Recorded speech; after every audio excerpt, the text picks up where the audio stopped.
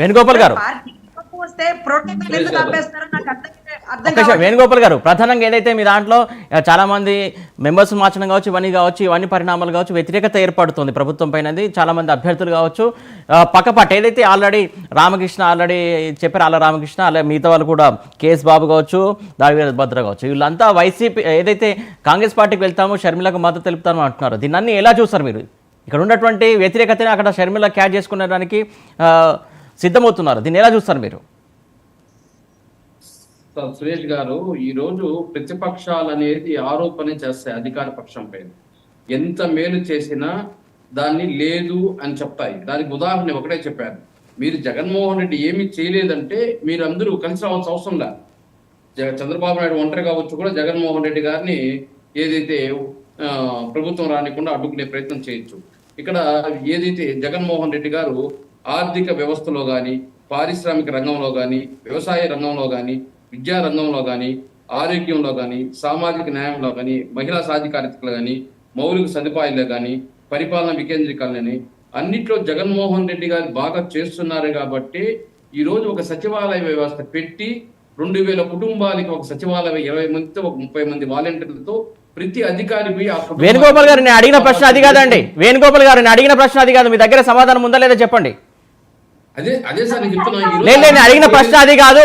ఏదైతే ముగ్గురు already KS బాబు కావచ్చు, దాడి వీరభద్ర కావచ్చు, ఆర్కే రామకృష్ణ కావచ్చు, వాళ్ళంతా షర్మిల వెంట వెళ్తామని చెప్పేసి వాళ్ళు చెప్తున్నారు. మీ పార్టీ నుంచి వెళ్ళడానికి చాలా మంది సిద్ధంగా ఉన్నారు, షర్మిల దగ్గరికి వెళ్ళడానికి సిద్ధంగా ఉన్నారు, షర్మిల కూడా అది క్యాచ్ చేసుకోవడానికి సిద్ధంగా ఉన్నారు. దానికి సంబంధించి మీ దగ్గర ఆన్సర్ ఉందా? చెప్తాను, అది కూడా చెప్తాను. డైరెక్ట్ ఆన్సర్ చెప్పండి నాకు. ఏ విధంగా ఆరోపిస్తున్నాయో ప్రజల్లో అదే విధంగా ఏదైతే విభేదించిపోవాలనుకున్న వాళ్ళు ఏదో ఒకటి ఆరోపణ చేసి పోతారు. ఈరోజు ఆళ్ళ రామకృష్ణ చెప్తున్నారు, ఈరోజు జగన్మోహన్ రెడ్డి గారితో ఇన్ని రోజులు ఉన్నారు, జగన్మోహన్ రెడ్డి గారి పైన ఏదో ఒక ఆయన పాకి ఇక్కడ ఆడ బీసీ సంబంధించిన గండి చిరంజీవి గారికి టికెట్ ఇవ్వడము, అక్కడ దాదాపు 60% మంది బీసీలు ఉండడం వల్ల అక్కడ వాళ్ళకి న్యాయం చేయాలని జగన్మోహన్ రెడ్డి గారు ఆర్కే టికెట్ ఇవ్వడం వాళ్ళకి ఇవ్వడము, ఇవన్నీ విభేదిస్తారు. వాళ్ళు ఇవ్వమనే చెప్తారు. ఈరోజు గత 2 సార్లు గెలిచాము, 3వ సార్లు వాళ్ళకి అవకాశం ఇవ్వాలి బీసీలకి. అది బీసీ సామాజిక వర్గం ఎక్కువ ఉంది, 60% దాకా ఉంది, వాళ్ళకి ఇవ్వాలని చెప్పి జనరల్ సీట్ ని జగన్మోహన్ రెడ్డి గారు దాన్ని కేటాయిస్తా ఉంటే డైజెషన్ కాకుండా ఏదో ఒక బురద జల్లి పసలేసిన ఆరోపణ చేసి పోవడం జరుగుతుంది. అలాంటి నిదర్శనమే ఇప్పుడు ఏదైతే శ్రీధర్ రెడ్డి అయితేనేమి, ఇంకా కొంతమంది ఆనం వెంకటరమణారెడ్డి అయితేనేమి, అదే విధంగా ఎమ్మెల్యే వసంత్ అయితేనేమి, బొమ్మ సాని డొక్కా గాని, వీళ్ళందరూ ఏదో ఒకటి ఈరోజు జగన్మోహన్ రెడ్డి గారు ప్రాధాన్యతకి పోతే ఏ విధంగా డొక్కా మాణిక్యరావుకి ఎమ్మెల్సీ ఇచ్చారు. ఏదో ఒకటి బురదజల్లేసి పోవాలనుకున్నప్పుడు ఏదో ఒకటి చెప్పేసి పోవాలి. కాబట్టి ఏదో ఒకటి పసలేని ఆరోపణ బురదజల్లేసి ప్రతిపక్షాలు ఏ విధంగా చేస్తున్నాయో, సంక్షేమం చేసిన అభివృద్ధి చేసినా చేయలేదంటాయి, కానీ ఒంటరిగా పోటీ చేసేదని మాత్రం వెనకాడతారు. అదేవిధంగా పార్టీ నుంచి బయట పోవాలనుకున్నప్పుడు ఏదో ఒకటి ఈరోజు జగన్మోహన్ టికెట్ ఇవ్వలేదు, వేరే వాళ్ళకి ఇస్తున్నారు, వీళ్ళు వేరే పార్టీకి పోవాలంటే జగన్మోహన్ రెడ్డి గారి పైన ఏదో ఒక ఆరోపణ చేయరు కదా. జగన్మోహన్ రెడ్డి బాగా చేస్తున్నాడు, జగన్మోహన్ రెడ్డి ఆర్థికంగాను అదే సామాజికంగాను న్యాయం చేస్తున్నాడు అని చెప్తే ఇంట్లో వాళ్ళు ఇవ్వరు. చంద్రబాబు నాయుడు ఇవ్వడు కదా టికెట్. జగన్మోహన్ రెడ్డి ఏదైతే విభేదిస్తారో చెప్పినా ఇవ్వం మేము టికెట్లు. మాకే ఆల్రెడీ ఓవర్ఫ్లో ఉంది. పవన్ కళ్యాణ్ తో కమ్యూనిస్ట్ లో కాంగ్రెస్ లో పట్టుకుంటున్నారు. మీకు 175 మీరు 175 ఓడిపోబోతా ఉన్నారు. పులివెందల్లో ఓడిపోబోతా ఉన్నారు రేపు. నేను చెప్తున్నాను, రాసుకోండి. పులివెందల్లో చరిత్రలో తొలిసారి పులివెందల్లో జగన్మోహన్ రెడ్డి ఓడిపోబోతా ఉన్నాడు. కేసీఆర్ కామారెడ్డిలో ఓడిపోయినట్టు ఇక్కడ రజనీ